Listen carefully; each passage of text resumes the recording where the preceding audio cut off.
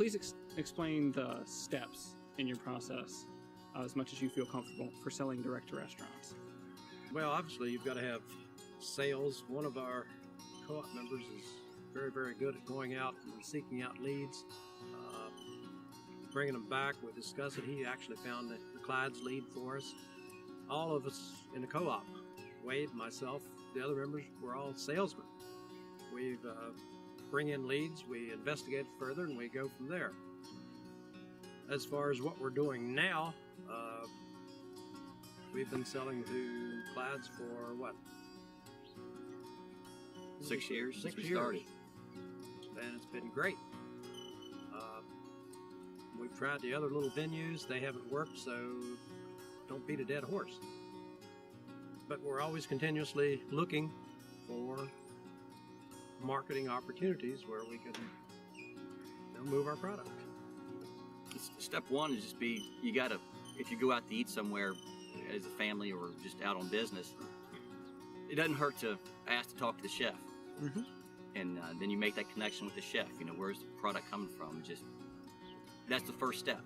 And then see what it'd be interested in your product. And then if they are, then you got to see if it's going to be logistically possible for you to do that, handle it. That'll be the first step. And go from there, because you never know. You don't know until you ask. And you just got to be willing to ask. And don't be afraid of rejection, because you're going to be rejected a lot. They love the product. They want it. And then when it comes down to logistics and delivery, the cost of everything, a lot of the restaurants they want the product, but they don't want to have that extra price increase on their menus for that product. So Awful lot like dating like that, I guess. But what I will do is, there are a couple ways I'll do it. I'll either go online and look at the restaurant and look at their menu, or I'll drop by and look at a menu on the wall if I'm in the area. But generally, I try to find a restaurant that has a price point that will support what I'm selling. So I can't sell to lower price restaurants because they can't make money if they buy from me. So I have to determine, and a lot of times it's determined after I meet them and when I'm in conversation, but I have to be able to, before I go in, they have to have a way to make a profit buying what I'm selling at the price I have to get. Mm-hmm. So that kind of narrows down the number of restaurants quite a bit. And then the other part of that, the restaurant has to be large enough for you to be able to make it worth going by there. And that's the part that I'm still kind of playing with, because some restaurants may start buying in a small way but then build later, or in that industry you have a lot of movement as far as chefs going from restaurant to restaurant, or owners owning 2 or 3. So sometimes just getting your name out is the way to start. So we use T&E Meats in Harrisonburg, Joe Cobb, and so I have monthly appointments with them for butchering. It's a really long haul for us. It's like 3.5 hours one way over the mountain. So we typically haul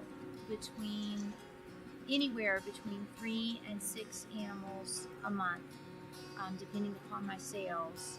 And usually I end up hauling cattle for butcher that I don't have sold yet, because it's really hard to pin a chef down. And even though he wants to buy, they don't seem to totally understand the scheduling process. Because like all my beef for October and November is already sold. I guess the best way to describe it is it's not as easy as ordering Monday and getting it Wednesday. Yeah. For me to supply your restaurant with a half cow every 2 weeks, I need, a lot of notice. Mm-hmm. So I'm forecasting constantly into the future in order to make sure that I have enough cattle that are at T&E to meet the demands of the different restaurants. Let's see, how do I break this down? So we haul the T&E, they butcher, they give us an eyeball grade on the carcasses. They don't have a USDA inspector but they don't have a USDA grader on site. They do have an inspector, obviously. And then I look at my client base and choose where the prime goes, and I'll have that animal butchered first, and then the animals that might have graded a little lower, I'll let those dry age longer so that they still have great flavor. So I have to schedule out after they're butchered, when are they going to be, after they're slaughtered, when are they going to be butchered, when are they going to be cut and packaged. So like this week I have to send in all my cut sheets so that the guys at T&E can know what they're cutting when and who it goes to, and is it going to be packaged as fresh product or frozen product. And then we use a delivery service, Shenandoah Foods, out of the valley. So then I have to coordinate with the delivery service. You're picking up this fresh product this day for this client, this frozen product, blah blah blah. They have delivery routes from Lynchburg to Charlottesville, Richmond, Fredericksburg, and then up to DC. And so we have a refrigerated trailer, and for any deliveries that are local, I'll meet their truck and we'll hand off. And then we have a freezer trailer, a walk-in freezer in our shop, so then I can store the product here until it needs to go to wherever it's going. So logistically, it's like a ton of moving parts. And like right now, I need to call the state grader and have him come out to grade our cattle in the barn so we can pull who we're going to butcher in November before my November TV appointment. I got to remember to do that because I haven't called him yet. I forgot this morning. So it's like a lot of little, like logistically, it's a ton of moving parts, and that's just for, getting the beef where it is. We feed either corn or alfalfa silage, so we've always got to have, feed. We do a custom ground feed mix with corn and barley, and then a little bit of mineral. So we've always got to have mineral. We've got about 50 head of cattle in our finishing barn right now, and then we've got another 50 or so outside. So we're constantly looking to make sure, okay, am I going to have enough cattle to finish in November, December, January? Okay, by January the barn, everything will be sold. So now what have I done outside coming up? And now I need to be shopping for my next group of calves. So it's a constant. There's like all process, these little moving points, and if you miss a step, then you're like, oh, I don't have beef for your restaurant next week. So you have to get up to date and like ready for that. Yes, and kind of know what you're looking, what's next, what's coming next. We work with the small independents. The small independents that are very focused on supporting the local food initiative or farm to table. And it is very rewarding because their customers are very glad that they are supporting the local agriculture aspect, and they're willing to come to it and support the restaurants. So it's a win-win situation. And also, like local agriculture, it means so much to the local economy, it just multiplies itself. It's just huge. Explain the steps in your current buying process from the farms. Okay. Our process is funky.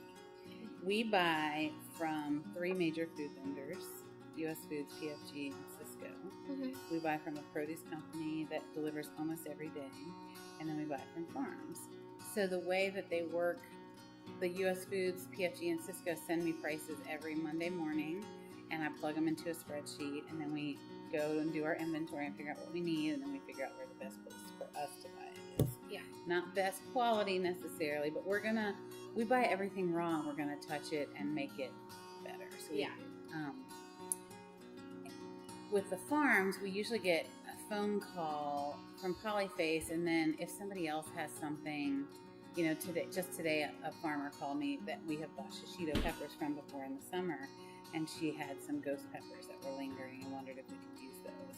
So it's not as consistent. There's certainly not like I walk into work on Monday morning and find pricing and incentive for me to buy. But I am a small business, so I am able to answer the phone on Tuesday mornings and talk to this very sweet young lady named Hannah, who's very knowledgeable about the products she sells. She always has a special going on, and that usually decides what we're going to do for the weekend. So they had buy one, get one free pork belly for September, and we ran pork belly every other weekend. So when I buy from the farmer, like I said, it's more of a, they're coming to me. There's not a way for me to just open their website and figure out who's got what and for what price. That would be nice. Yeah, it would be lovely.